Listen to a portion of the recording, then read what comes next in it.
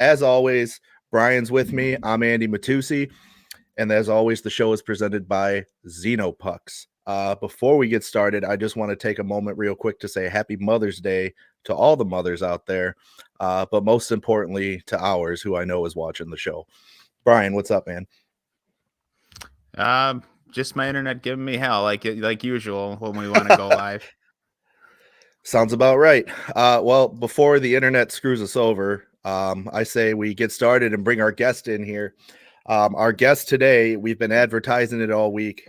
He's former NHL forward. He played for the Nashville Predators, the Detroit Red Wings, the Boston Bruins, and the Anaheim Ducks.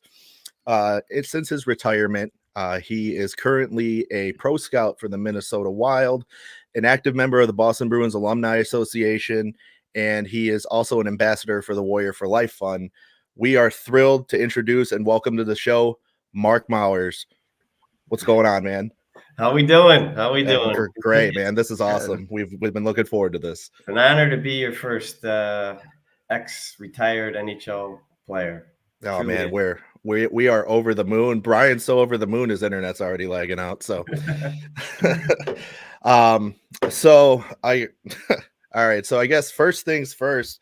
I just want to get started. I don't want to bombard you with questions right off the bat, so maybe I'll let you speak on your resume yourself a little bit so I don't butcher it. I think that's only fair to you. So if you want to start where you when you entered the league, or you can start before that, when you actually started playing hockey. Yeah, I don't want to take up too much time, I guess, because every player has a long, crazy path to how it all works out. But I grew up in upstate New York and played normal youth hockey and played regular high school hockey and graduated public high school hockey and thought I was just going to go to a 2-year school up in Canton, New York, and things kind of sprung from there, where I got invited to a couple camps, and here and there I ended up in Saginaw, Michigan, playing in the North American Hockey League, which now is a major junior league team, but back then it was a tier 2 team. And that was really kind of the year that I guess put me on the map as far as someone that could keep playing at higher levels. And so Dubuque came calling at the end of that year in the USHL, and I was like, yeah, why not? They just won the championship in the USHL the year before. I was like, this is a really good team, and the USHL is supposed to be better than the North American League, at least at that time. So I jumped over to Dubuque, had another, step forward, scored 50 goals or something like that. And before I knew it, colleges were calling, and I was going on college visits, and ended up at the University of New Hampshire, and kind of a similar story there. Played 4 years, and every year I kind of got a little bit better. And I'd say at the end of my junior year, I still was in the mode of not thinking about pro hockey or playing in the NHL. It wasn't even I was never one of those guys that laid in bed dreaming that I was going to be in it. It just wasn't me. I just loved the game, and I wanted to play as long as I could, and as a good player, and have fun and this and that. So, an agent or two called me at the end of my junior year, and I was like, wow, this is strange. I got agents calling. Maybe there is a chance that, I could play after college. And then my senior year, I signed on with an agent. And when that year ended, had a couple teams, Nashville and Edmonton were the most interested in signing.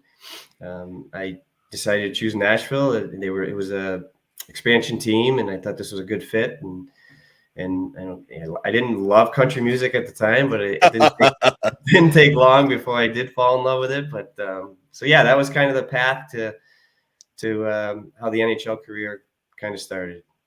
Man, that's incredible. So it's more exciting than my life. So, Brian, you all right over there, man? Yeah, I'm just I'm getting through it. All right, I'm just making sure you're good. Yeah, no, I'm good. If you see me drop off, then we'll have some concerns. But I am here, just struggling. Okay. For those of you listening on audio, I have had nothing but internet issues. So camera feed is going to be when it wants to cooperate. All right. I just met you guys, so I won't start jabbing you about that it's 2024. I was gonna say, and we still have an internet. I know. It's like I'm using dial-up or something. I don't know what the hell. I pay Spectrum all this money every month just to get nothing out of it. Well, I was gonna say I didn't want to mention them by name, but there's a reason it rhymes with rectum. So there you go. They're garbage, man. It's pretty bad. So I guess ultimately what I wanted to ask you, I have one question already from one of my buddies. He was dying for me to ask you. I went over this during the show, or before the show, I should say. But he was adamant that I ask you right away as to not forget. So like I mentioned before we brought you in, you played for 4 different NHL teams. He wants to know which team was your favorite of all of those. All right. So it's a tough question just because Nashville was great because it was my first team and it was a new team and the city started buzzing. I was there for parts of 4 years and then signed on with Detroit. I was part of their organization for a few years. I went to Boston for a year and a little bit. So, and Boston was great because it was kind of like going home, playing at the University of New Hampshire. And yes, I married a Massachusetts girl, so I was kind of home now. So that was also obviously a thrill to be able to play in front of people every night that I knew and my old coaches and whatnot. And then I played in Anaheim, but just for a few months. So like it was awesome. Once again, played with some great players, but it was such a short stint. So they're automatically out of the picture. They're not they wouldn't be up there. But the answer to the question in short is the Detroit Red Wings. Oh man, it's just like I said, all 3 were special. But if you look at the rosters, first of all, that I got to play with some of those guys, I mean, there had to be at least.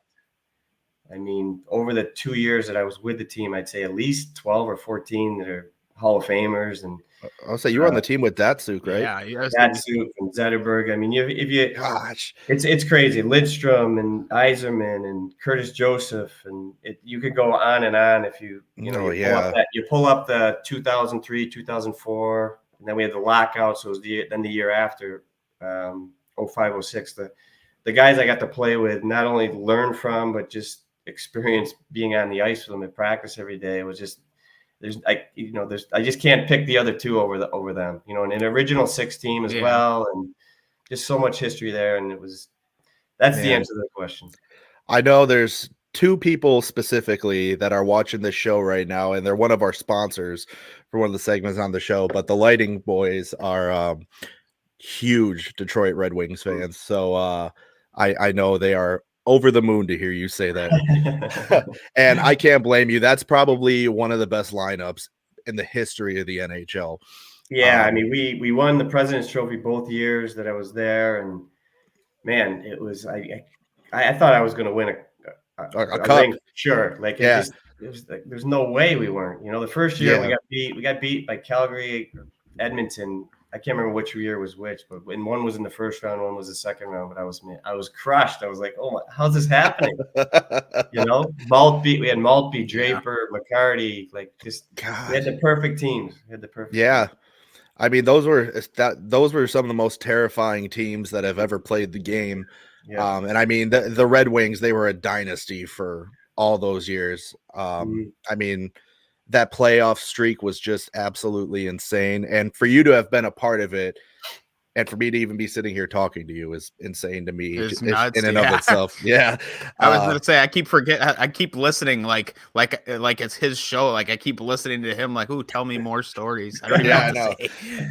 Yeah. This is glorified campfire stories right here. More guys pop up as I'm thinking about it, like Chelios is on the team. Brett Hull is on the team. Matthew Schneider. Who was it? Lang was on the team. Like we just had, I don't know. Man, it's just crazy. I'm going to have to get off of here. I'm about to have a panic attack. This is insane. Oh man, this is incredible. And it's just so cool to sit here and talk to somebody who was actually there for all of that. I gotta say, I wish I had my buddy in here who's a Red Wings fan because he'd be absolutely eating this up. So I will say this: one of the I don't want to keep cutting you off, but one of the difficult parts of playing there though was that I was kind of in awe a lot, like especially early on when I, first got, because the first year I signed there, I was in Grand Rapids actually the whole year. Yes. Played there the whole year. We had a good run. I didn't get one game, but I think I had a 2-year deal.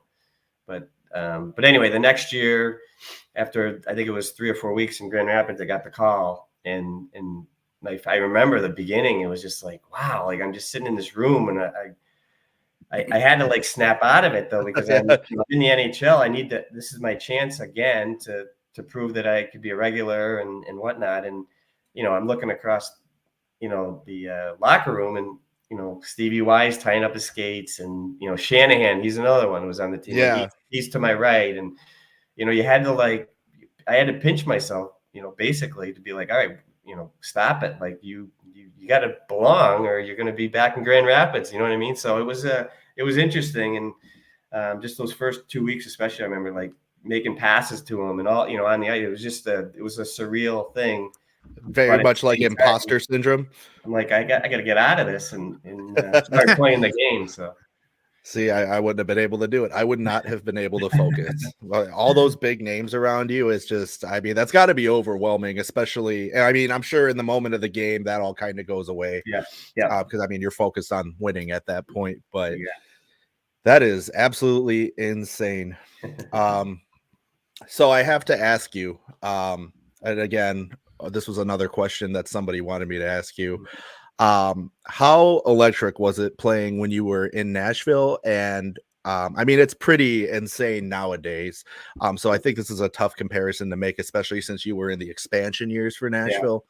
But was it as loud there as everybody says it is now? It's definitely, I would say it's definitely louder now. And I think the main reason is that people know what's going on now. Right. So they're more educated. And I tell this story when people ask about Nashville, and it was great. Don't get me wrong. It was, they were great. It was sold out, and, we were competitive, but we weren't great. They knew we weren't going to be making the playoffs and whatever. But what I tell people all the time is that first, I don't know, I'd say the first 3 years or so, they would have definitions on the scoreboard above you. Like, so if someone iced the puck and the whistle went, you would look, if you're on the bench, you look up, they have the definition of icing on the scoreboards, because the fans, 90% of them had no clue what it was. So it was just a big educational thing for, the games. Obviously they're excited because it's fast and people are hitting each other and fighting and all this stuff, but they didn't know what was going on. So they were cheering at different times. And so it was really unique. And that they were actually teaching them the game during the season, but anyway, to answer the question, really they are much louder now, just because they know what's going on and they have these chants, and now I think, I don't know which whistle it is, if it's the third period or it's a TV timeout, but they stand the entire TV timeout, and for 2.5 minutes or whatever it is, they give a standing ovation to the team the whole time. And it's amazing. Oh yeah. It's amazing. We should know that. We were just there in March too. And it was loud. One other thing I should add to the noise level for the Bridgestone Arena is that I don't remember if it was last year or the year before, but every team has a goal horn. And the Predators specifically, their goal horn is a set of 5 horns. Well, they decided to add another set of 5 horns. So now every time they score a goal, it sounds like the roof's going to blow off the building because it's that loud. And with the crowd going wild, though, it's not as bad as you would expect it to be, but it's pretty insane in there. And it's you can feel it shake your organs for sure. Absolutely, it's loud. That's how Vegas is probably. I've never played there, obviously, but scouting there, the building is shaking. It's literally vibrating, the whole thing. Yeah, that's what I hear. Unbelievable job. I was gonna say that's got to be I haven't made it out there for a game yet, but that's got to be a damn good place to watch a hockey game if you're a fan. That's right. And I mean, I know there's so many people, mostly fans of other teams right now, that are so angry at Vegas and you're abusing the cap space and all this. And no, you're not. And they're out in the first round anyway, so it didn't matter. If you're not breaking the rules. Yeah. Well, that's one thing we harp on is, they're not breaking the rules. It's just a loophole in the system. And every team in the league had the opportunity to take advantage of this. So, I mean, you could call it cheating, you can call it whatever you want. At the end of the day, they still got eliminated in the first round. So you can complain about it all you want, but it didn't end up having any effect anyway. Right. So, now one thing I want to ask you, and you mentioned that you get asked this a lot, and I don't want to go into too much detail with it, but I have to. I have to ask Mike Babcock. I would be remiss if I didn't at least mention his name. Yeah. I'm not asking you to praise him or bash him. I gotta know. You just know that he was my coach one year. Yes. And I just got it as for somebody who played for him. I mean, he's regarded as one of the best coaches ever from the outside looking in. I just want to know what it's like to play under a guy like that. Oh boy. He didn't kick you on the bench, did he? Well, he just added fuel to the fire too, because he just said from the outside he's regarded as one of the best coaches ever. And let's just start there real quick. Yeah. And once again, I am still in the business scouting with Minnesota. So whatever. I'm not, this isn't about burning bridges or whatever, but I still don't want to go too no, yeah, absolutely. But I will say this, and I had him as a coach for 1 year, and I didn't think he was a genius. I really didn't. I mean, I'm not saying he was a terrible coach. I'm not saying he was a terrible X's and O's guy, but I don't think he was a genius having him as a player. Now, on top of that, I mean, what I always ask people, and you're going to find out, whoever's watching this or who will watch is going to find out, I'm not exactly a fan of his, but if you go back and look at his years as coach, whether it was in Detroit or Toronto, and he coached Anaheim, I believe, for a little bit there. But correct me if I'm wrong, he had some pretty good teams, right? Yeah. Oh, yeah. He had some really excellent teams, which I think played into the whole one of the best coaches of all time thing. Okay, so how many Stanley Cups did he win? 1. 0. No. Yeah. 1. Yep. Was it 1? Yep. One with Detroit. Yeah, 2008. Yeah. Yep, I'm stupid. I forgot. No, that's fine. I hate to, I'm not supposed to be giving you trivia questions here, but well, I was thinking back to 2002. I totally forgot about 2008, and I'm like, wait a minute. No, he didn't. Okay. So listen, he did have success, and he got teams to the playoffs and passed around, but he won 1 Stanley Cup, and everybody raves about the Olympic thing where he won the gold medal. I mean, I'm sorry, but nothing but a team of Hall of Famers, Yeah, like Andy and Brian, you guys could have been the coaches, in my opinion, and had as good a chance of winning the Olympics with that team that he had. So I don't know. I think he's an overrated, once again, I'm not saying he's a terrible coach. I'm not. I don't think he's a great person. And you've heard all the stories about him. And I was going to say, the kicking players on the bench, wanting to look through his players' phones. We've heard it. Yeah, that all happened this year. And so what? I just don't want this to come out and me saying that he's a terrible coach. I don't think he's a terrible coach. But I don't think he's a great coach. And I think the perception of him is way off. I just do. He didn't. Well, if he would have won 3 cups, 4 cups, or whatever, then that's fine. Then you're like, okay, he gets the best out of his players, no matter how he does it, whatever, his antics or his tactics of how he beats people down. Wink, wink. Yeah. So, oh man. So anyway, that's just my whole take on him. And no, I'm not a fan. And as much as that, answering that question to you earlier about my favorite team that I play with, the first year he was not there as the coach. The second year that I was there, he was. And I'll leave you at this, but because of this man, I almost quit the game. Really? Yeah. So we don't need to get into, no, we don't. Not at all. Or whatever. But yeah, he was pretty ruthless with me, and with others as well. But yeah, it was pretty bad. So.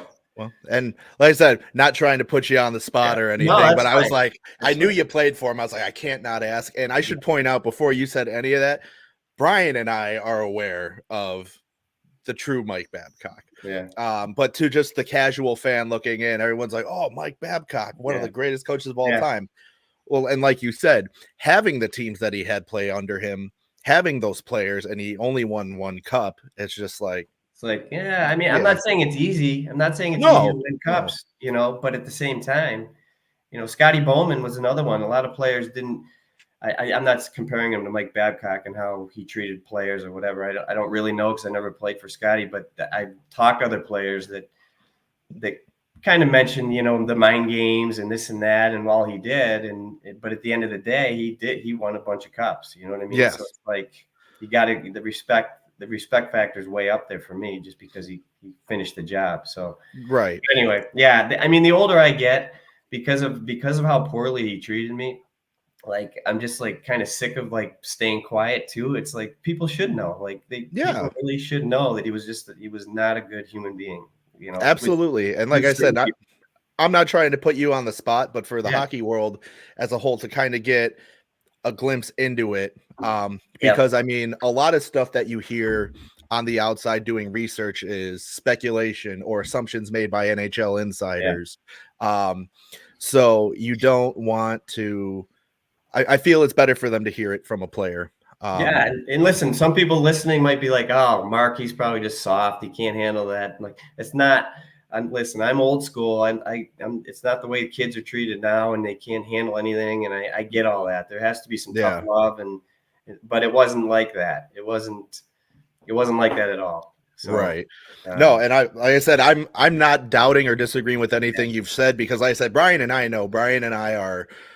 To say we're obsessed with hockey is a super massive understatement. Like we love this sport so much that it's unhealthy.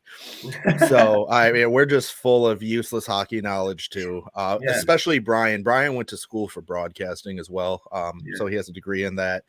But you know what? Like, you're in your early 30s, both of you, I think, right? I am. Brian's 28. Oh, sorry, Brian. But no, but you know what's great about you saying that though is you guys have a passion for something and you're running with it. You know what I mean? Yeah. So later in life, you're not going to regret this, no matter what it is. You know what I mean? You think it's useless hockey stuff, but you know what? You guys love it.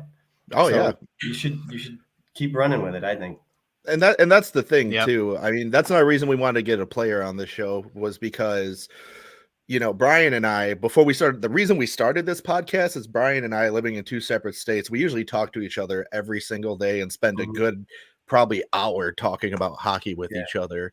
And so we were like, why are we not doing a podcast? Even if nobody listens to us, at least we're putting it somewhere. Absolutely. At least we can go back and look at things we said too in the past. But I mean, we're very fortunate that it's been like 4.5 months we've been doing this show.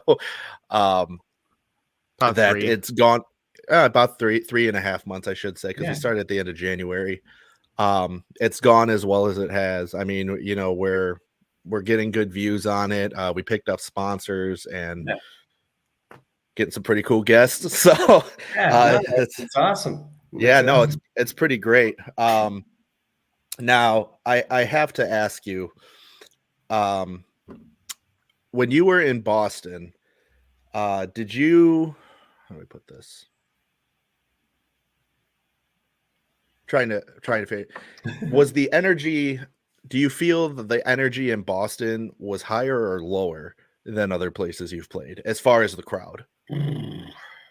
Man, it's hard. It's hard now because I've scouted there so many games. So when you're a player, and comparing it to now, So, and when you're a player, like you're just, it's loud. Every building has got good energy and loud. You know what I mean? So it's hard to say now. I mean, the easy answer for this is that we that year was 06, 07, I believe. We weren't very good. Yeah, correct. We were at the beginning of this. I don't want to call it a rebuild necessary, but like we had 11 new players. Like Chara just came over. Mark Savard just came over. Phil Kessel was a rookie. Patrice Bergeron was a sophomore, or whatever you want to call him. So it was a tough year. We scratched and clawed until like New Year's, and then it was kind of a downward spiral. So obviously the energy was not as good as it is now, or when they have been good since they've been good for a while now, if you think about it. Oh yeah, they have. And so it was a different feel, only because I was on the ice, but I know for a fact that it wasn't as good as it is now, just because we just weren't as good. Yeah. That makes sense. I just had to ask. I'm a Bruins fan, and I'm just like, I gotta know. And I mean, I know you played with Bergeron. I know you played with Chara. And which is absolutely insane to me, because I mean, those two guys right there, when someone says the word Boston Bruins, I mean, those are the two faces that I think most people picture nowadays. Are those two guys. I mean, you could also say Bobby Orr, Ray Bork, guys like that. But as far as modern players, I mean, Patrice Bergeron, first ballot Hall of Famer, no question. Probably best two-way forward to ever play the game. The fact that you've played with him was, I didn't even stop and consider that before I asked that question. Well, as you said he played for the Bruins, I looked to see when he played. Well, I knew when he played. I was just like, it just. But what's crazy about that, I got to be completely honest, and this is not Patrice is an awesome guy. Like, he's awesome. There's nothing wrong. Not one thing you could say bad about him. I don't know if he's I don't think he's ever sworn. I don't know if he knows. Really? No, I don't know. I'm not going to say that for sure, but he's that nice of a guy. Like, he truly is. But that year when I went in there, I got to be completely honest. He was not, you know what I mean? He was just, I'm not going to, I don't want to even, this is the wrong word, an afterthought.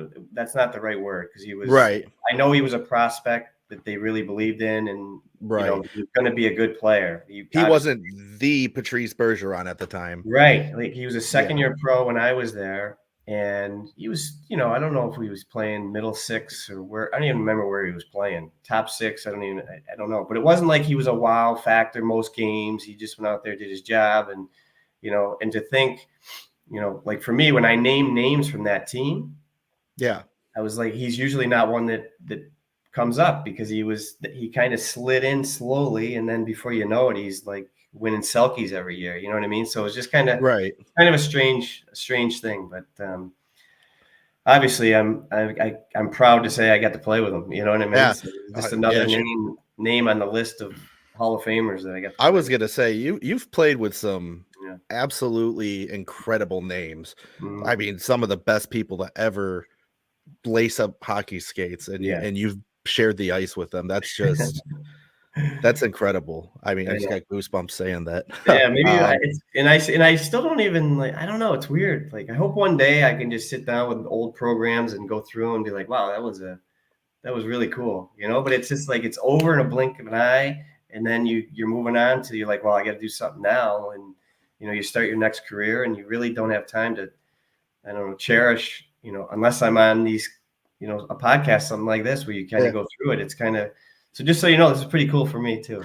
Oh yeah, man. It's always, that's the thing. It's always fun to sit down and talk hockey with the boys, no matter who you are or where you are. Yeah.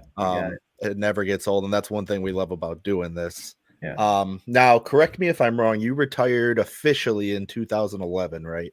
You got it. Yep. Okay. And then you are now a pro scout for the Minnesota Wild. Brian, I'm going to let you talk here soon. I was going to say, Jesus fucking Christ. I'm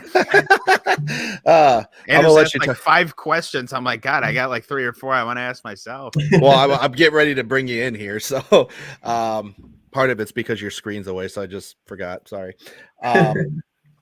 But I was going to say, being that you now work for the Minnesota Wild, I'm going to let Brian do some talking because he is a Minnesota Wild fan. Additionally, I know he's going to want to speak on previous subjects as well. So, shoot, Brian, shoot. Well, my first thing is not so much about the team you work for, but just the job in general as a scout. I mean, obviously, you've mentioned that you've been into minor league facilities and NHL facilities as well.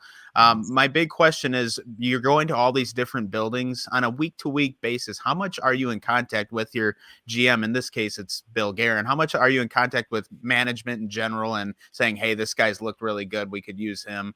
How often are you talking with them? So as far as talking to Billy Guerin or any GM, because this is my third organization I've worked with, but it's all been the same as far as that's concerned. As far as talking about a player, unless it's a big time deal, which I haven't been a part of too many of them. They haven't, just the timing's not right. And as you guys know, it just Big time deals just don't happen that often anymore with the cap and whatnot. But I probably talk to Billy once a year on a player. And, wow. And I'll tell you why. It's not like, and I didn't know this either getting into this business, but GMs have so much going on. It's amazing. Like whether it's, financial stuff with the business side or talking to agents every day or, so that's why they delegate. And so they have either a director of player personnel or they have a head pro scout.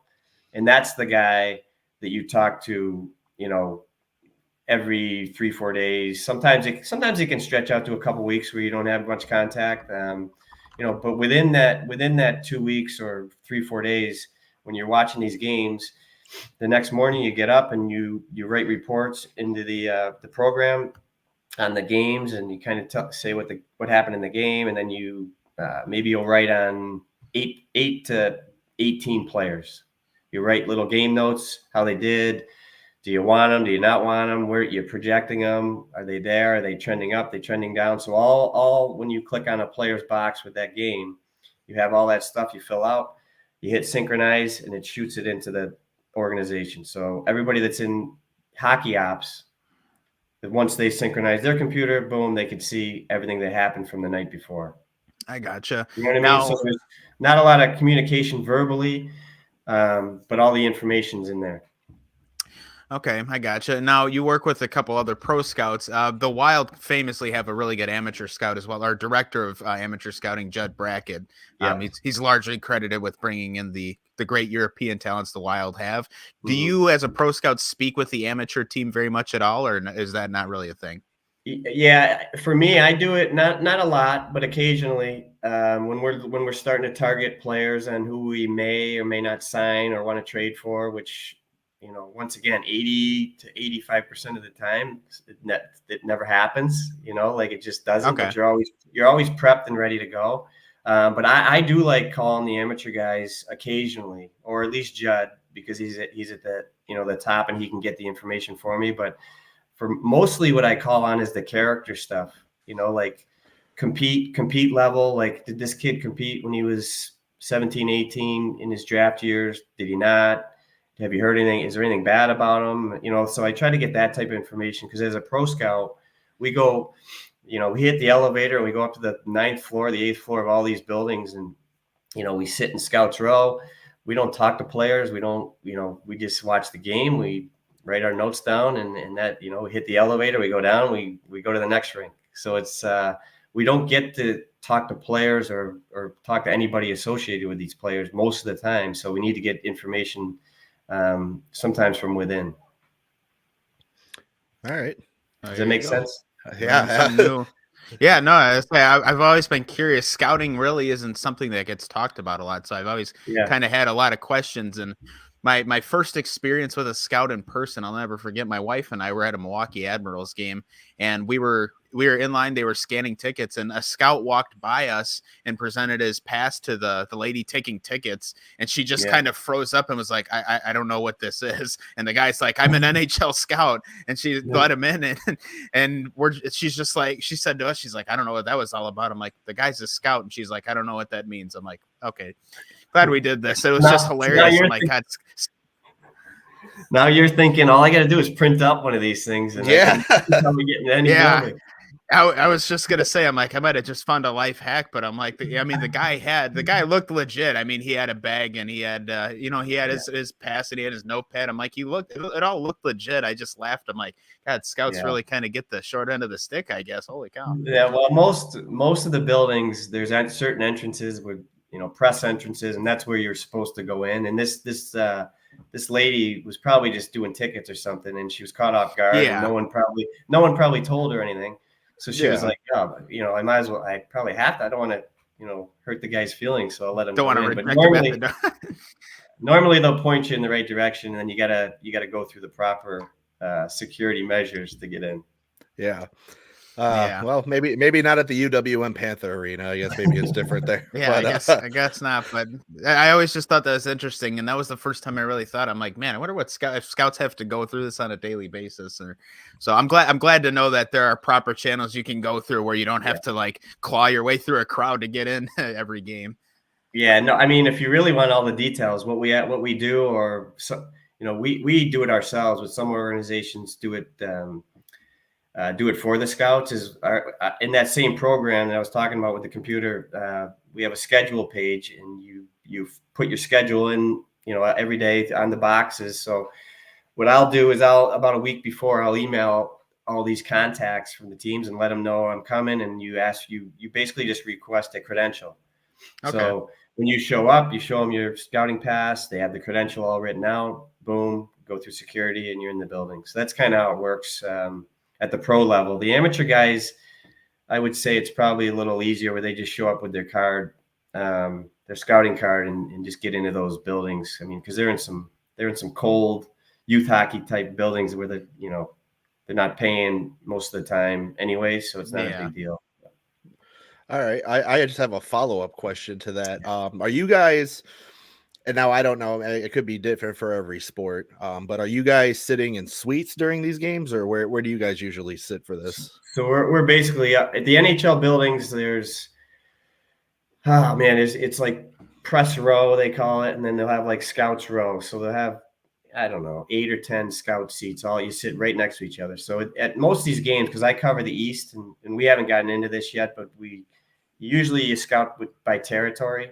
Mm-hmm. So I'm in the East. We got another guy in the Midwest. Got another guy out West. Okay. And I'll see the same scouts. There's 32 teams, so I'll see the same 40 scouts all season long. Now they're not in every game, obviously, but if there's a game on a Monday night and it's the only game, say it's in Washington, there could be like 25 scouts there because there's no other games, and you'll see, so it's kind of, to be honest, it's nice because we don't talk to anybody else. We sit up there. So it's kind of nice actually to just, shoot the shit with the other scouts, and, you try to, the ones that'll give you information and the ones that won't. So you got to, so it's kind of fun in that sense. Cause I can always tell when guys are asking me, they're trying to get some scoop on whatever, who we're going to move and all this other stuff. But it's kind of a little game, scout within the scout. Trying to get the lowdown. Yeah. Now I got to ask you this, and this is more about the Wild, because your GM, the GM of the team's Bill Guerin. You played when he was still playing in the league. Now, you played when he was kind of in the back nine of his career, but he was kind of notoriously a tough guy to play against. Do you have any memories about lining up against him? I really don't, as far as playing, which is probably a good sign, because it's a bad sign because I was probably on the fourth line and I never got on the ice when he was on the ice, but.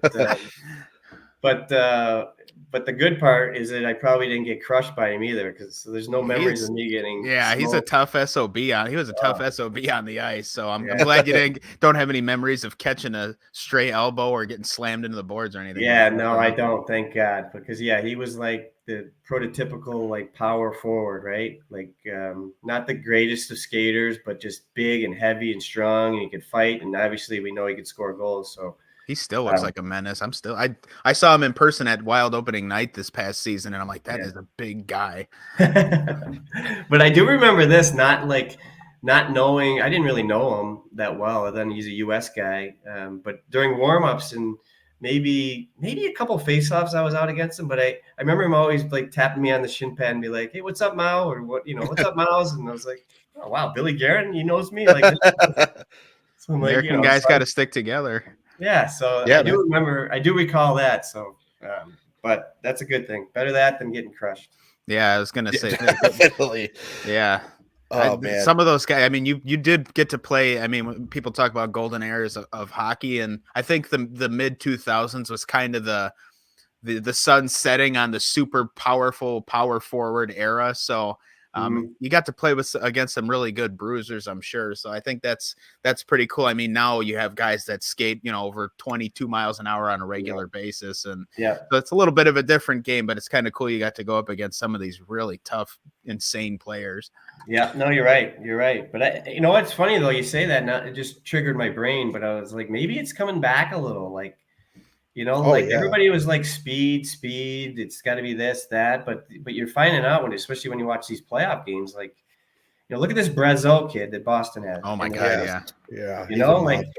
He's in the East Coast League 2 years ago, and now he's playing in the NHL playoffs. And not only that, he's one of their better players, like a couple of the games. So it's like, maybe maybe it will come back. I mean, the rules changing back in the, late 2000s and stuff with the clutch and grab, and that kind of hurt that brand a little bit. But I don't know. I see now more, if you're smart and you're competitive, and even if you're, not that fast, there's still a place for you. I mean, look at JVR with Boston. He's not a great skater, but he's still creating offense around the net. So who knows? Maybe it's coming back. I gotta say too, as far as physicality goes too, and the game becoming, because the physicality of the sport has kind of died down significantly. However, this season, especially these playoffs, if you want a perfect example of it making its way back, you need to be watching this Bruins Panthers series right now.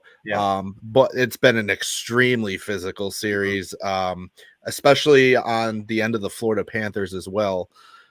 Which has kind of caught me by surprise, because I've been watching both of these teams for years, and I've never seen it out of both of them at the same time. The Bruins, you expect it, but the Panthers have been very physical this year, and I mean, I think it's actually taking a toll on Boston. I mean, they're going to play tonight at 6:30, so I'll be watching that. The last two games of the series I missed because I was at Cleveland Monsters playoffs games.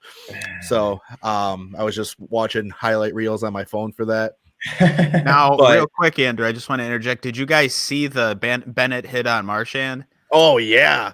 Oh, my God. So two things, and we'll talk about the hit itself in a second, but I do want a side note. Elliot Friedman just tweeted about 25 minutes ago, Brad Marchand will not play tonight's game.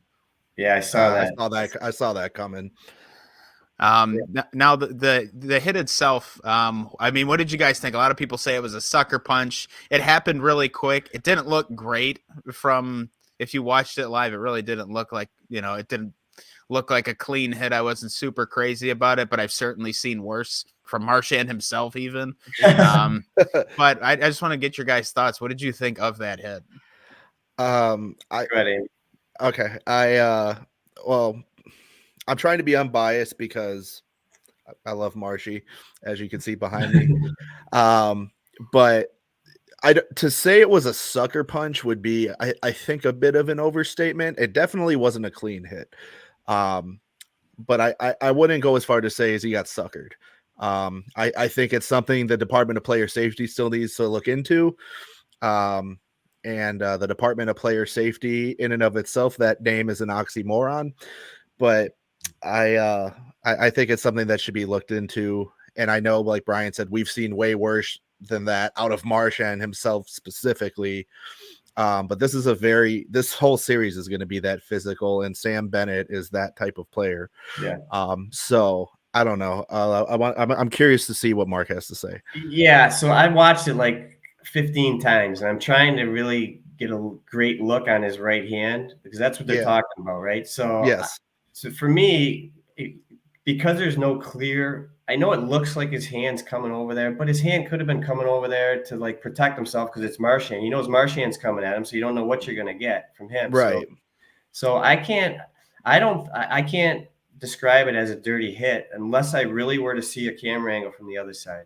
Like, I mean, I don't think he doesn't wind up and like cock his fist back or anything. Right. My thought is that even though it wasn't necessarily a clean hit, it more looks like Bennett's getting, like you said, he's getting his hand up to either protect himself or just get more force into the hit so he can knock Marchand away, because you put this perfectly, is that you don't know what you're going to get with Marchand. You don't know if you're going to catch a leg sweep and a leg sweep or what you're going to get. And it sucks to stereotype a player like that, but he's kind of made his own bet in that regard. Right. And so he's in Bennett. Hey, he's got history as well. Like he's been suspended and whatnot. And that's what makes him effective as well, but for me, I just can't, until I could see that camera angle from the other side, where if I see his right hand, like driving through his face, you know what I mean?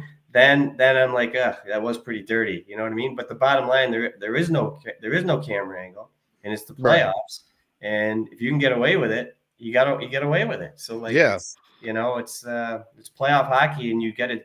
It's survival, right? Like you're doing whatever it takes to survive. You're doing whatever it takes to beat the other team down. And in this case, because the camera angle, in my opinion, you just got to roll with it. You got to accept it. And it's unfortunate he's out of the game with probably what looks like a concussion. Yeah. I mean, that's a huge blow to a Boston team that is already down bad, like metaphorically speaking, to the Panthers. I mean, they're down 2-1 in the series. Florida's absolutely dominated them the last 2 games. I mean, I thought they played exceptionally well against Florida in the first game. But now going down, you're down 2-1 in the series. You're at home and you have to get this win tonight at home, because otherwise you're going back to Florida down 3-1 in the series. Yeah. It's just, it's a tough look. And to lose your captain like that in such a pivotal game in the series is such a huge blow to the team. It has me concerned as a Bruins fan, but as a Panthers fan, I'm like, well, one of my teams is going to the Eastern Conference Final. So, So I do want to ask this. So on the play, I don't even believe on that Bennett hit. I don't even think he got a penalty for that hit, did he? I don't think so. I don't think so. No penalty. Yeah, no misconduct, no supplemental discipline. And so I do want to ask, and I know we touched on this before the show. There's no secret that the NHL has an officiating problem. Mark, as a former player, I have to know, we both have to know, what do you think of the officiating that we see, not only during the hockey season itself, but specifically the playoffs? Oh man. Okay. So, what? I just got to say, Brian, I could kiss you on the mouth for asking that question, man. All right. Go ahead, Mark. So listen, I give the refs like a lot of credit, because it is insanely fast down there and stuff happens. It's crazy. It is. I don't know how they do it. And that's where I'm going to get to my genius idea that I don't know if they'll ever implement, but I'll get to that in a second.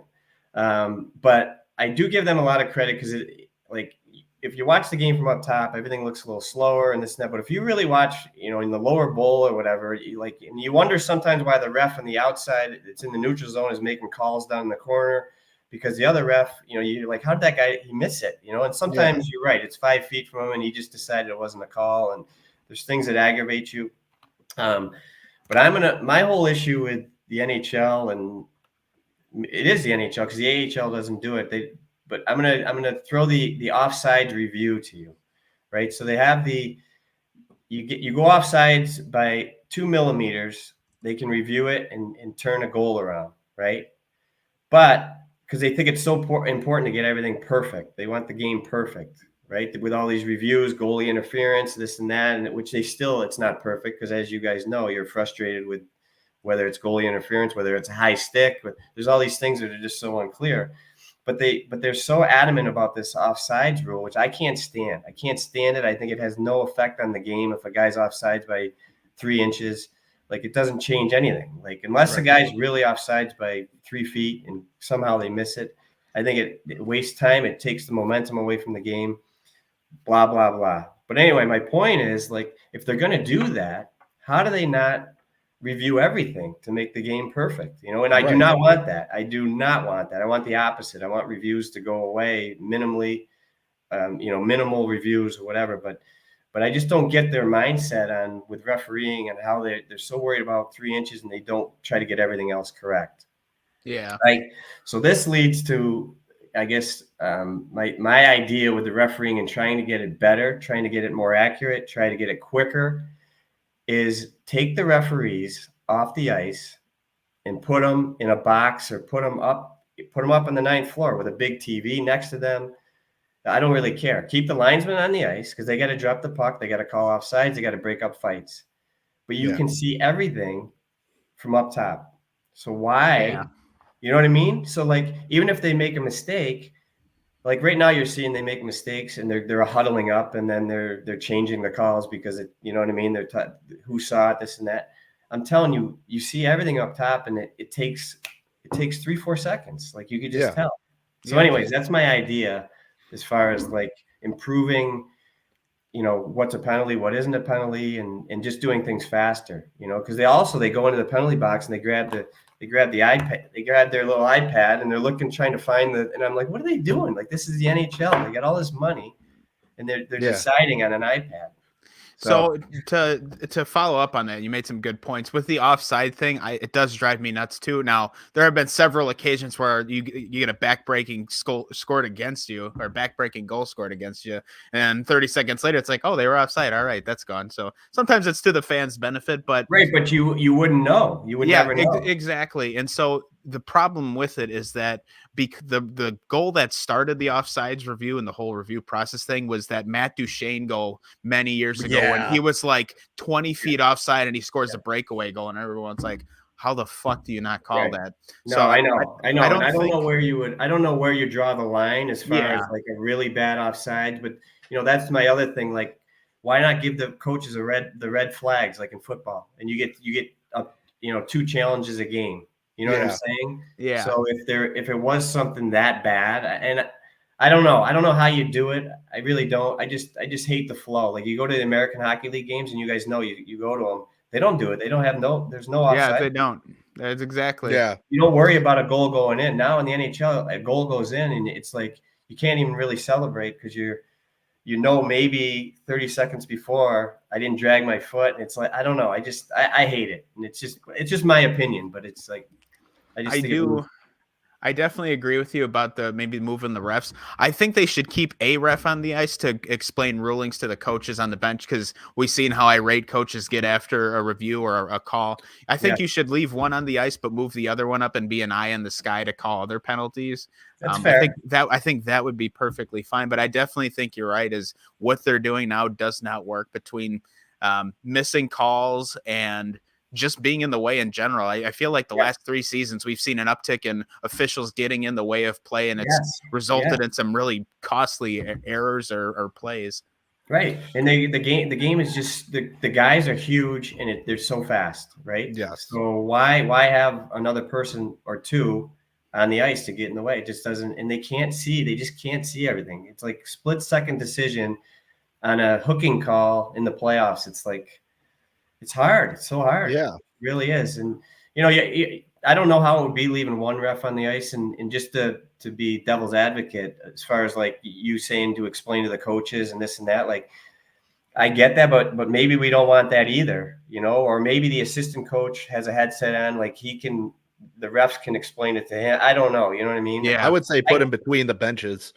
Yeah, I don't know. I just feel like, who knows how it could work? It's an idea, and I think they should think about it, because it's. I don't think that's a bad idea at all. Makes some sense. I think Rangers and Hurricanes fans would agree with you, because I've seen them just barking. Both sides of that series have been barking about officiating that whole series, and a series that's a 3-1 lead for the Rangers right now could very easily be 3-1 Carolina. I mean, they've been so close, and yet the series is so far apart. It's been crazy. But I agree.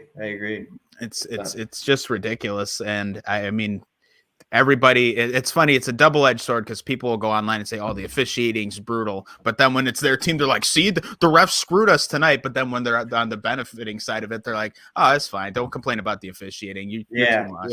And I think that's the thought is like, it'll all even out. You'll get some nights it's good, some nights it's bad. But I don't know. I just think there's still some simple issues they can fix, and and why. Another thing that drives me crazy is why. You're back, Brian. I know. Let's see how it goes. We'll see how long it lasts. Is how you can't hook you give a guy a little tug, and it catches the bottom of his glove on his stick, and you get a hooking penalty. Yeah. But when a shot goes from the point to the front of the net, it is like all out war zone. You can do whatever you want. Yes. Because you're making a play on the puck.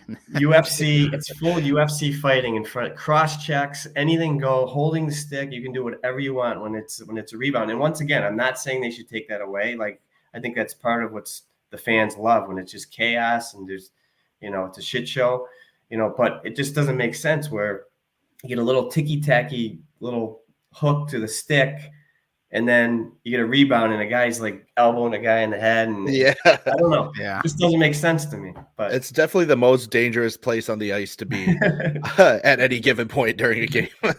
I would not want to be a hockey player's ribs or spine in front when they're standing in front of the net, because it does not look fun. Before we continue, I do think that we need to stop and talk about our sponsors real quick, so they don't feel left out, especially because I know some of them are watching right now. So we're going to do that real quick.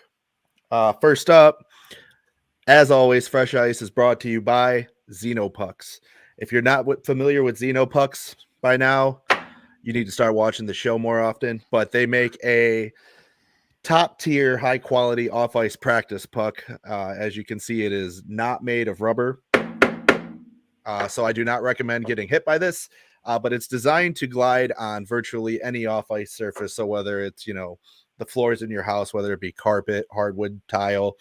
I've used this thing on asphalt and concrete. I've heard of people using it on dirt and turf. Don't know why you'd want to do that, but you can. If you need a place to practice your stick handling or your shot, and ice time isn't always an option, this is a great alternative, especially if you're using something like a green biscuit or pretty much any other off-ice puck. I wouldn't recommend compared to this. This is top of the line. It's the same weight and size as a regulation puck. It does not get better than this. So if you're looking for something better, the green biscuit's just not cutting it for you, whatever the case may be, head over to xenopucks.com right now.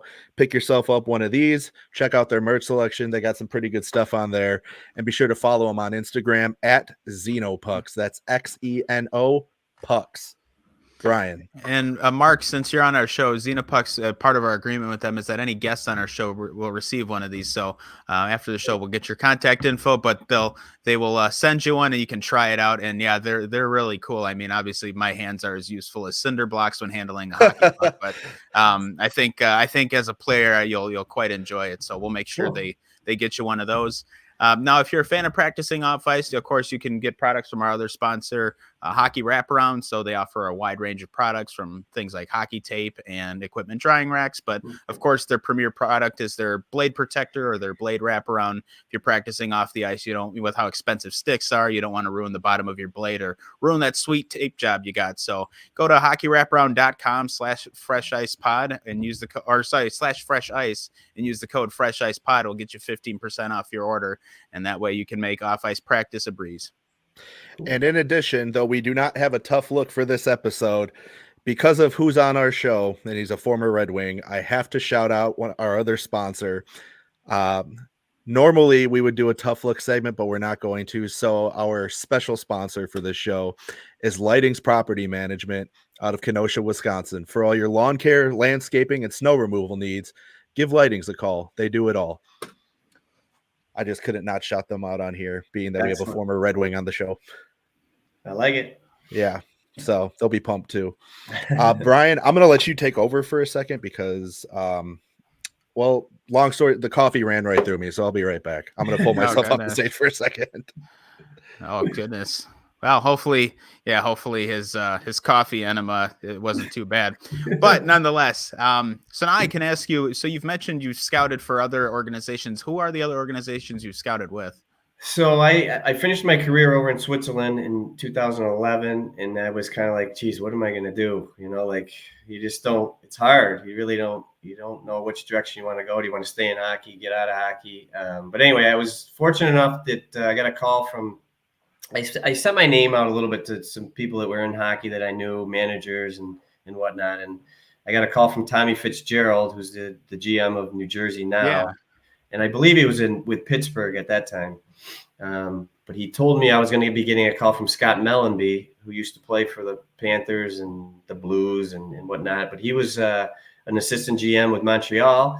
And he said they were looking for a pro scout in the East. And preferably in the Boston area, and that's where I was. And quick phone interview, and now I've done 12 years scouting. So I was with Montreal for 5 years, and then I went to Buffalo for a couple of years, which was during the years of where there was some quick changeover. Anyway, so yeah, there were some Sabres fans will know that there were the 2010s were dark days for sure. Yeah, so that whole situation, I was excited just because being, growing up in upstate New York, I thought it was going to be a lot of fun, but it kind of went sideways quickly. So I was with them for 2 years, and then this is my 5th year with Minnesota.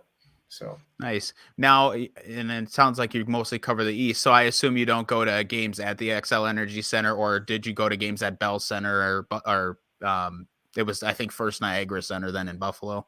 yeah, so I was talking earlier about the territory and whatnot. So it kind of can change organization to organization. So with Montreal, I had the East, but not like I didn't have the Florida team. So I would cover Montreal, Ottawa, Toronto. So I was up in Canada and had some teams there. And then it kind of shifted a couple other, with Buffalo, maybe some different. So mostly anywhere in the East I've been to multiple times. Minnesota, the only times I go there are when we have meetings, basically. Like I rarely go out there just to scout a game. It's just there's no reason to, really. It's too far, and we have guys out there. But but I do see games there, and it's I can understand why people get jacked up because they do a good job. I think since Billy's taken over too, he's noticed some things, like as a fan, that he wanted to be better. Like I think they have a new sound system in there, and they do some better things in between whistles and whatnot. Oh my goodness. The game experience. I mean, even my wife and I, the first Wild game we went to was 3 seasons ago. And the difference between even then and now is just insane. It's such a fun arena to be in. Yeah. Yeah. And it's huge. And that's what, I got the question earlier from Andy about the Bruins and their fans, how loud they were back when I was there versus now. And one thing I am always critical of the Bruins as far as in game is they really don't do anything. They just show people on the big screen, and then people go crazy, and that's it. They got music, the same music that they play, the same exact music that's been there for 15 years. And then they say, "Let's go Bruins," like once a period. Like they're not like they're diehard fans, and it's like they would kill somebody for a win. But at the same time, like they really don't, it's not a great building as far as in-game presentation. That's one thing I can say that the Wild do really well. So my wife and I and one of our friends went to a Wild versus Coyotes game in January this season, and the Wild lost 6-0. It was a horrible game to be at, but you wouldn't believe it with any other fan base, but it was 6-0 in the third, and the whole arena still chanting "Let's go Wild." I'm like, really? All right, 2 things. This is really awesome, and also, what the hell is wrong with all of us right now? I mean, what are we doing to ourselves? So yeah, I know. It's a ton of fun, but the fans bring it, and it definitely is a great building to be in. And I'm glad that, and obviously that's something I didn't know until you said it, but I'm glad that even as far as management goes, from top to bottom, the organization cares about the fan experience, because there are noticeably some arenas, and I think the biggest one that this is an issue with is Toronto. Is sometimes the place can kind of be a library, and I think the Leafs are probably the worst with that, where if the Leafs aren't playing well, it is like you get to hear a pin drop in that arena. Yeah, and I think a big part of it too, which isn't going to go away, at least in Toronto, is it's just corporate, right? Yeah. Like, oh my God, all their best seats are corporate owned. Top 15 rows, or the first 15 rows it's corporate, big money, and they just go and they sit on their hands and watch the game. Like a lot of them they're not really fans. So it's a tough thing, but they got to get that. I don't know, but you're right. They got to somehow get the others involved and get them, not so crazy, so crazy. Goal up, goal down, and they get. I don't know, but yeah, it's just weird. And you look at other arenas in Canada, because it's not like it's a Canadian thing. Like Montreal is one of the biggest fan bases in the league. That place is just covered in red from head to toe, and obviously they have a lot of corporate sponsors too. But the fans that are there, they love the Habs, and you look at Jets games, they love the Jets. So it's not just a criticism of Canada, but there's so many fan bases where it's like, why is this building quiet? I think Pittsburgh's another one too, where unless they get that horn going where they go, let's go Pens, and they honk the horn 3 times or whatever. That's another one where I'm like, there's a lot of places that miss out on doing a good fan experience. Yeah, and I think you just got to be sorry, Andy. I know you got a point, so don't forget it. But I think they like. This has nothing to do. I went to school for sports management, but it has nothing to do with that. I think it's more just because I see 150 games plus a year. But I'm always thinking like, why does like the "Let's Go Bruins" or "Let's Go Wild"? Like, why is it got to be "Let's Go" in the team? Like, why can't they get creative enough to like come up with something else? Yeah, you know what I mean? Like, not every team, but like, right. I think I don't know. There has to be some originality there. There has to be something else out there instead of "Let's go Bruins." And I'm not using them as a bad example. I'm just saying that's how it is. Like, yeah. Yeah. Everybody's got their same generic chants. I will say Nashville probably does the best with coming up with some unique chants. yes, And the infamous "You suck, it's all your fault." yeah. I think that's a tough one to beat. It is. I Yeah. have to say, you mentioned the horn in Pittsburgh that when they do Let's Go Pens. My wife and I went and saw a Penguins game on New Year's Eve this year. That was our first time seeing a game in Pittsburgh, and I have nothing to lose by saying this, so I'm going to. Watching a game in Pittsburgh is the most boring experience I've ever had at a hockey game. Oh man, Andrew, I would hate to be Andrew's inbox right now. I don't care. I'm going to say it. First of all, that just looking at the arena, it's one of the most bland looking sporting arenas I've ever seen in my life. The inside, first of all, getting to it, you're walking to it, and no matter what direction you go, it's uphill because it's in Pittsburgh. Yep. So there's that. There's like 9 levels to it. In the sense of getting to the 3rd level of the arena, you have to go up like 9 different escalators. Yeah. And it's just, I don't know, just the game presentation there isn't as good. I feel like there's hardly any fan experience there. Like Nashville has fan experience down to a science there. Yeah, they got bands playing, they got everything going. Yes. And Boston's got it down to an experience too. Now it does help, and I'm saying this as a Bruins fan, that people from Boston are insane at hockey games. So that helps a lot too. But Pittsburgh, they just don't have anything going. The building, the inside, the exterior is bland. It's that one of those open concept arenas, and I am sure you've been there. I mean, you can see the concourse from inside the bowl. Like, I don't know. It's just Minnesota's got that too. I mean, I don't know. Maybe in Pittsburgh, they just got a little like not comfortable, but they've had Crosby and Malkin, and they just want to they don't want to change too much because it's that same group. I don't know, but I'm with you. I think you got to stay on your toes, and you got to, keep the fans engaged as much as possible.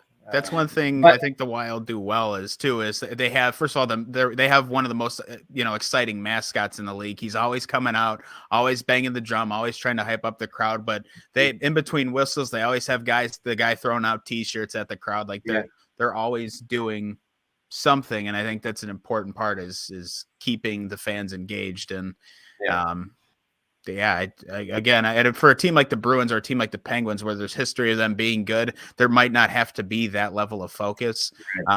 But I do want to ask you this before I forget too, Mark.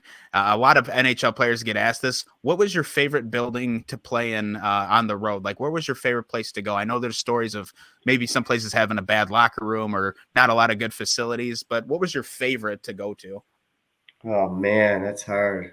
I know, like as far as which building I was had my best games in for some reason. Like I was St. Louis, and I didn't play there a ton. But for some reason that building, I don't know if it was the blue seats or I have no idea why, but I always felt confident there. And things just always seemed to go well. And they had pretty good fan base too. They were pretty good. But so as far as playing, I would say, playing in success, it would be St. Louis. But as far as just being in awe and being growing up, and it would probably be Edmonton. I'm just wow, this is where Gretzky, that for me, it's probably one of those places. So that would be number one for me. Speaking of players that were some of the best to ever play the game, I think it's also worth mentioning that, granted, they were earlier in their careers, but I'm sure at one point or another you shared the ice with Sidney Crosby and or Alex Ovechkin. Mm-hmm. Yeah, definitely those two. I remember having some shifts against for sure. I'd say the biggest vivid memory from Ovechkin was he was coming up. He must have grabbed the puck deep in his end, and I was kind of I don't know what you'd call it, playing zone or whatever, but I was on my heels, and he's coming at me, and I think all I did was for some reason I did a little fake and put my stick down on the ice laterally, kind of hoping he was going to maybe run into it or something, and he just blew by me like it was nothing. Oh no! So I just can't. It's one of those memories that never goes away. And then the other one with Crosby, he was young, and I took a few faceoffs against him. And oh boy, I can't remember. I'm not gonna. I don't know if I won or lost. I don't think he was very good actually. Back when he was young, he wasn't good at faceoffs. He's really learned to become a good faceoff guy. But I remember him like bitching to the refs or the linesmen about how he drops the puck. Yeah. and I remember saying one game, I was like, "Will you just shut up and just play the game or something like that?" That's like, awesome. Whoa. Gave him a little chirp. I gave him a little chirp. But this was before he was really famous. I mean, Sidney Crosby whining about something? That's unheard of. Definitely something I think he's gotten better at, but I just love that that you look Sidney Crosby in the face and told him to shut up and play. That's incredible. Like we all knew he was going to be amazing. He was going to be one of the best players ever. But it was like, to me, I was just like, you're a young kid, like just shut up and just play. Like, you'll earn your stripes, and you can yell at the refs and talk to them down later on in your career. And I guess who am I to say it? I mean, I got 100 games under my belt is all, and who am I to say that to Sidney Crosby? But I don't know. I didn't think about it. It just came out. It just kind of. I mean, sometimes you got to put, regardless of what their potential is, somebody's the new guy every time and has to be put in their place, and that doesn't just apply in hockey. That's everywhere. So anyway, those are my two memories of Sid and Noe. That's incredible. Man. All right. I want to go kind of off the page here now because I just saw a tweet from Elliot Friedman that blew my mind. And Mark, this will probably kind of be like, holy shit for you as a player. So the PWHL is in their playoffs right now, the Professional Women's Hockey League. Boston and Montreal had a triple overtime game last night. Boston comes out with the win in triple OT. But Aaron Ambrose, who plays for Montreal last night, recorded 61 minutes and 33 seconds of ice time in a 2-1 loss. That is absolutely insane. What? That's how many overtimes was it? 3 overtimes. So essentially, she played 2. So that'd be the equivalent of a forward playing over half an hour in a regulation game, really, if you add it out. But 61-33 of ice time. Mark, as a player, I mean, do your legs tremble at the thought of skating for that long in one game? Yeah, I played in a few longer games in college, maybe one when I was in Grand Rapids, I think. But yeah, I can't, like, just because your brain goes, right? Like your brain starts seizing up. You got it seemed like you'd have like 12 to 15 seconds in the beginning of your shift, like in the second overtime. And then your brain goes, and it's kind of like, and then your legs go, and you're like, oh God. And then if you get caught out there over 35 seconds, then you're really screwed, and you're just praying. So to play that line, I'm assuming she was a defenseman. I think she is a defenseman. I think I had that mixed up, but either way, at least she, doesn't have to go up and down quite as much as a forward. So there's a little bit of a benefit there, but still, I mean, that's a long time. That's a battle. So congratulations to her. Too bad they lost. I know that's crazy. But yeah, definitely somebody replied to the tweet and said that's some insane cardio. I think that's an understatement. There's no training for that. I gotta ask too. All right. So ultimately, who do you have winning the cup this year? Whether it's biased or unbiased. Yeah, no, it's not. There's no bias at all. I said in the beginning, I picked like Colorado or Vegas. I thought would win it. I'm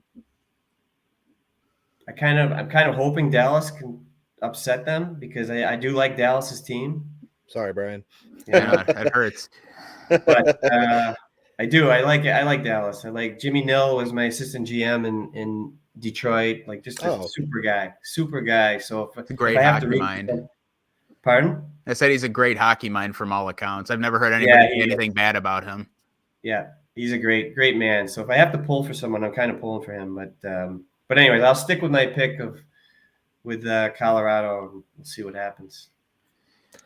Awesome. All right, I said 3 months ago Florida's winning the cup this year, and I'm dying on that hill. Yeah, so especially if they keep playing like they are now. Yeah, I took the Rangers in my bracket, and they're so far with the exception of last night, I mean, really, they have showed no signs that they can do it. Yeah, it's been impressive, truly. And not only Shesterkin, like Shesterkin's been great, but it's not like you're like, wow, he's winning them every game. You know what I mean? They're showing up, they're scoring goals, and he's making the saves. So it's a full team effort from them. Yeah, absolutely. Excellent. Pretty impressive. Now, let's see. Hang on. I just lost my notes there. I know you guys. I want you guys to have a moment to talk about the Warrior for Life now as well. We didn't get a chance to mention it on the last show, but I figure now is a perfect time before we go into our last topic. Yeah, I know you had Bob on. I don't know when that was. A couple weeks ago, a few weeks ago. Yep.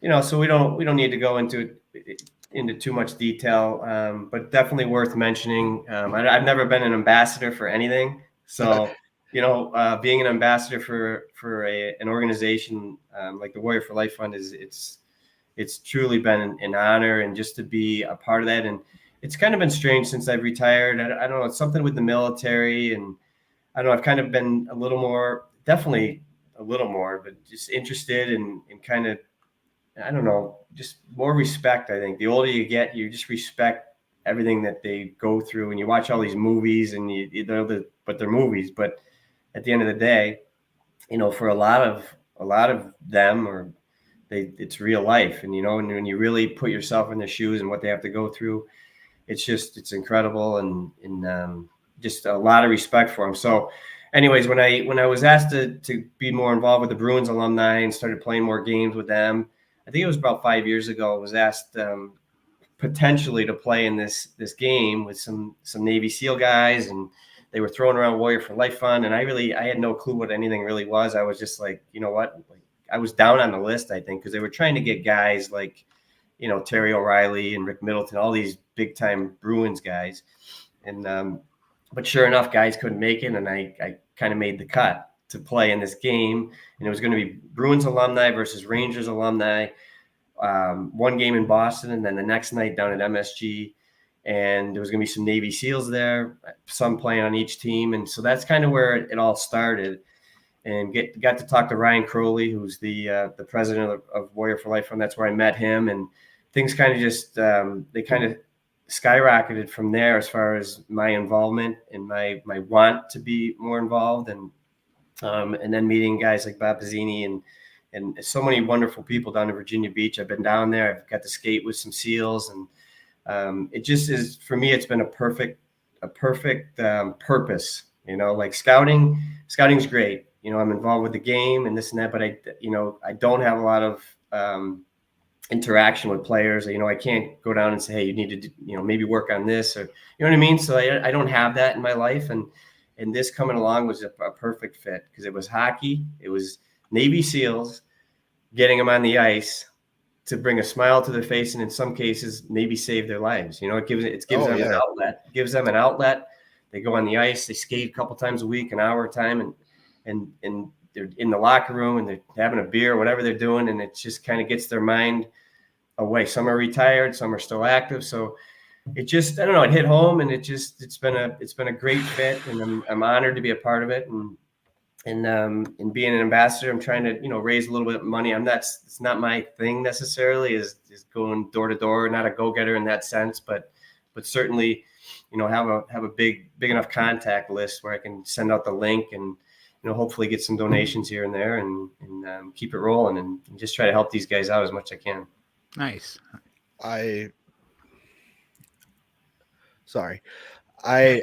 can't say how much that means. You know, I'm not one to really broadcast it these days as much as when I got out, but I don't really talk about it a lot now. But, you know, I was in the Army myself. I did a combat deployment to Afghanistan in 2012. And aside from myself, I mean, we had, I'm not going to go into detail because ultimately it's nobody's business, but we had a very intense deployment as far as combat goes. And, you know, we had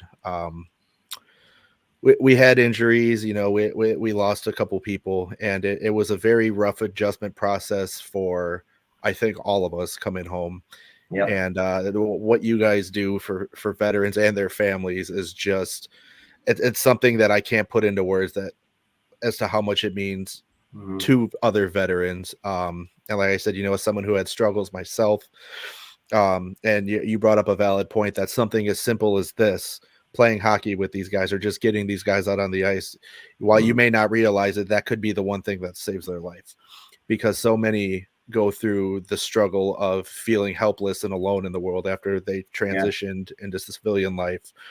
And it's a simple act, just as a hockey game, could be what they need to turn it all around. So and maybe, and from there they join a league, or because that's what they're doing down there. They got these different leagues for these guys, and in the combat part of it, like you said, that's the ultimate, what you're witnessing and all that. You got to bring that home and whatever. But even the ones that aren't, and just I think about, I've already told you, when I was done playing, it was scary, like nothing compared to with the military. Scary with the military, but like it's scary because you just don't have you don't have a path, and there is some anxiety and like, what am I going to do? And it's very similar to the military, whether you're in combat or whether you're behind a computer or whatever. Like eventually it ends for you guys. So like, and girls, but like, having this program now, and Ryan's actually opened this performance center down there where it doesn't have to be hockey either. Say you really just don't like hockey, you don't want to do that, you can go to this performance center, show up, knock on the door, and be like, hey, listen, I'm just looking for something to grab onto, right? And they have people there now that are going to point fingers and set you up with different avenues and paths. So it's just really cool, so it's a correlation of retiring from any job and having to find something else. But in obviously with the military, it's ramped up another level. And hopefully, like you said, if it's not saving lives, it at least gets people out of that funk or out of that trench. Giving them a purpose. Yeah, exactly. And like, on behalf of myself and the veteran community, thank you to all of you for what you guys do for veterans. That's not something that goes unnoticed or unappreciated. And I'm very happy to say too that after having Bob on the show, I've been speaking with him, and Warrior for Life is doing an event coming up in July that my wife are going to head out to Virginia Beach for and check out. Are you going to go down? Yeah, we're going to go down. Perfect. Then I'll get to meet you face to face. Awesome. I'll be down there. Yeah. All right. I'm going to have to try and rope Brian into it, get him to come out there with me, because that's going to be incredible. And full disclosure too, I'll get to meet Bob for the first time. The way we ran into Bob was Bob's from Wisconsin too, and he and our mom grew up together. They've known each other since grade school, and she was like, you should really talk to Bob Pizzini, because she bought me his book when I started my job here in Cleveland, and I read it, and she goes, well, he's a huge Bruins guy, you should talk to him, he's a really nice guy. And I mean, ultimately it's led us to this point. So I mean, here we are. Thank you to Bob, thank you to you, thank you to our mom. I mean, it's just that's great. And I've noticed too, I mean, there's different, at least in the Northeast, you do see some different avenues and different paths for the military, and there's some hockey teams up in Maine and New Hampshire, and so that this is one, this is just one organization, but I feel like there's more popping up, which is a great thing. I know Muggsy Malone, he's got something going in Pittsburgh. I just started following his thing. He's playing some games with some retired military and stuff. So nice. I think it's catching on, with the hockey world, and I think the NHL hopefully will grasp onto it as well. So, hopefully that's for me. It's just a perfect fit, because the SEALs that I've met, and now I met you, and I met some other, obviously, other branches. And I'm no Navy SEAL, so no, but you guys are all kind of the same. You're kind of like hockey players. You fit right in, and you most of the time you like to joke around and have fun, and what I mean. Yeah. But at the same time, you like to win, you like to defeat, you like to, what I mean. So it's just like I said, for me,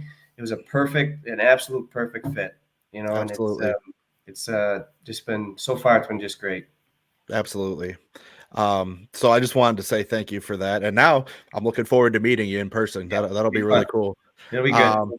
I know Brian's got one more topic that he wanted to cover, and then we can get out of here, because it is Mother's Day and we all have important women in our lives. So the last thing I want to mention, and we'd be remiss as a hockey show if we didn't mention, the San Jose Sharks win the draft lottery, and all signs point to them, of course, drafting Macklin Celebrini with the first pick. My question for you, Mark, as a scout now, obviously you're a pro scout, not an amateur scout, but when these young kids come into the league, I mean, I am trying to find the right way to phrase this question, but you see a young guy come in like McDavid, like Eichel, like Matthews, and as a guy who played yourself, I mean, what's it like watching these kids come in and they're it seems more and more these days that kids are coming into the league pretty much equipped with everything they need to play at 18, 19 years old, where even as recent as 15 years ago, most kids weren't breaking into the league until they were 22, 23. Yeah. And I think the salary cap has benefited some of these kids to say that the league is definitely younger than what it was. You know, the average age, I feel like it was 32 back in the early or late 90s and early 2000s. You know, it was like, I know the teams I was on, I think the average age was like 33. You were in your prime at like 29, 30. You know, Right. now with the cap and how you got to work the numbers and stuff, that age has definitely come down. So, and once again, I'm not saying that these star players, the Celebrinis and the Bedards, like wouldn't have been able to play in the league, you know, back then too. It's hard to tell, but I think the fact that the age has crept the other way, where now you're in your prime at 26, 27, you know, and there's more and more 22, 23-year-olds in the league than there was, you know, 15 years ago. Now, that being said, these players are amazing. They truly are amazing. Like, you know, I do worry sometimes with the support staff that they have around them, you know, like Bedard in Chicago, you know, like the losing that you have to do it. But I guess you can look back at Stevie Yzerman and you know, he was, I don't know what his first year was, if it was early. Oh, the 90s. Red Wings were horrible in the late right? 80s. So yeah. he had to like go through that painful process of, you know, and kind of by himself, you know, like Crosby, Malkin had each other, and Taves and Kane had, they had Keith, and, you know, they kind of did it together. It was like Yzerman did it himself. So I do worry a little bit, you know, Celebrini if he goes to San Jose, like he's not going to have much around him for a while, you know. So is that going to just beat him down where, I don't know, he's not going to be the player that he could be?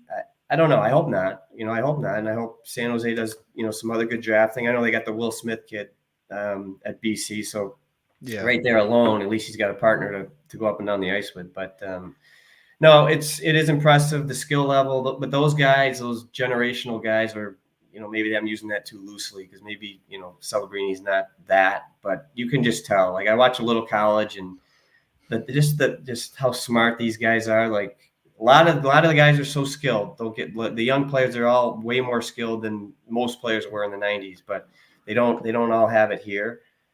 But you see with Bedard and the Celebrini kid, they're just so smart. They just know where to go, and they know where to go with pucks. And you see them, you can watch them play 3 shifts, and you're like, wow, you know, there's just jumps off the page at you.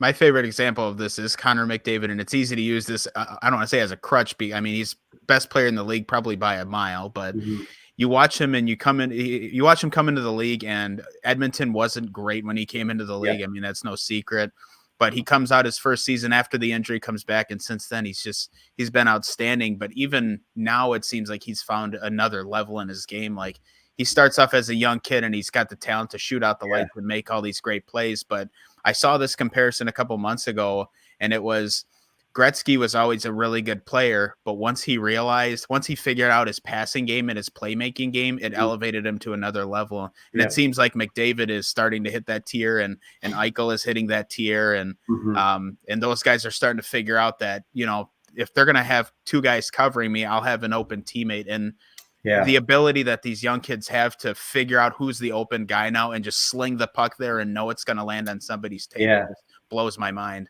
Yeah, and I think you hit it. You hit a good point there, is that I think a lot of these guys through their whole life, they did a lot of it on their own. You know, when they're 10, 12, 13, they just went through everybody, went down the ice and scored. You know, and it didn't mean they didn't know how to pass, but they either didn't have the players on their team to get them the puck, or they weren't open or whatever. And like you said, as these teams have gotten better, Edmonton's gotten a little bit better.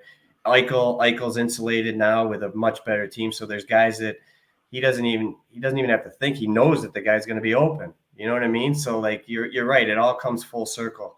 So we'll see what happens. I mean, I can tell you this and this is just another scouting thing that we go through. I'm not really making the decisions on this, but one of the deciding factors with these young kids, and if they're gonna pull them out of junior or wherever and put them right into the NHL, it's usually, are they physically ready? You know, is their body physically ready or not? Because if it's not, Hughes in New Jersey, like, his first year was tough. Like, he was getting pounded. Yeah, there was people talking, is he a bust or is he not? Which I thought was a little much, but right. But he may not have been, just because he's not physically mature. He wasn't physically mature enough, and he's always going to be a smaller player. But he's going to put on just like man type of, a little bit of man weight. You know what I mean? But and Connor McDavid, I mean, he can skate like the wind. So even if he was a little thin, he just had that dynamic skating. Where if Celebrini's he's a little thinner, doesn't have the dynamic skate. He's just got the brain. He's just so smart, so it'll be interesting. But that's one of the things that I know management looks at as far as, are we going to pull this kid and put him right into the NHL with these monsters out there, with these Bill Guerins out there that run it, you know what I mean? So it's a big decision because you don't want to screw up their development, so and I don't think there's an exact science to it. It just depends what your roster is, how big the kid is he going to have someone to play with? So it's something I know that it's a tough decision for a lot of these teams.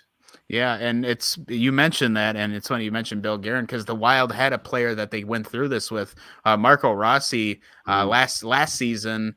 He goes through the season, doesn't play a ton of games in the show, goes back to the AHL. It seemed like the prime focus for the team with him going into last offseason was, he needs to bulk up. He's got to have a sturdier body because he's not very tall. He's 5'9", which for a hockey player is pretty small. He stays in Minnesota this summer. He bulks up. He comes out and has an incredible rookie season this year.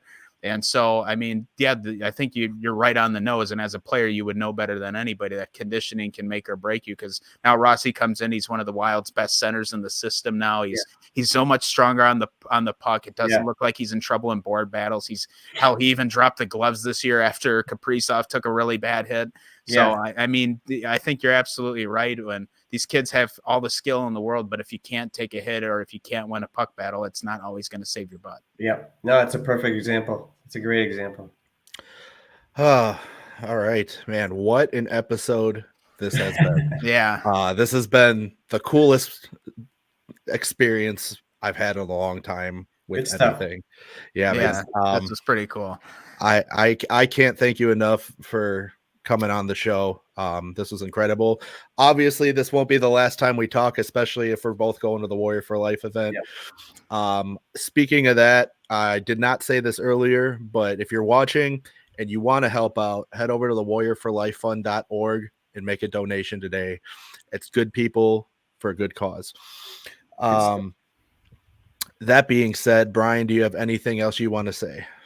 No, I think this was an incredible experience. I think for the first 5-10 minutes, I was just so awestruck that we were talking to a player that I forgot what I was doing. So this has absolutely been an incredible experience, Mark. So thank you for making time, especially on Mother's Day. Thanks for making time to come on and talk some puck with us.